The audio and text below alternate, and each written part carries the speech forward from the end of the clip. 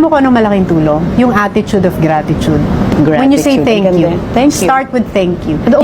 You wake up, yes, may problema, pero magsimula kang mag-thank you. Pag nagsimula kang mag-thank you sa maliliit na bagay, makikita mo sobrang daming malalaking bagay na darating na ipagpapasalamat mo. What you appreciate, appreciates. Be kind to everyone because everyone is fighting silent battles we don't know. So, naitampuhin ka, talo ka sa pikon ka, matampuhin, tanim ka ng sama ng loob, matatalo ka sa buhay. Kasi ang bigat ng magiging pamumuhay mo. Tsaka dadalhin mo Lagi sa kang, magtatanim ng galit. Kasi bibigat ang pakiramdam mo, bibigat ang paningin mo sa buong paligid. Lagi kang parang maliit na bagay, triggered ka. Para kang ganito, na punong-puno ng tasa.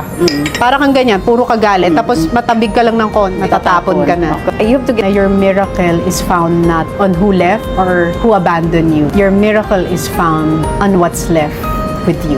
You can start kung ano ang naiwan sa'yo. Hindi ka naman ibe-bless. Hindi ka naman ibe-bless. Kung nawala na yan, umalis na yan, iniwang ka na yan. Kasi hindi ka naman ibe-bless ni Lord through them. Ibe-bless ka niya dun sa kung ano yung meron ka.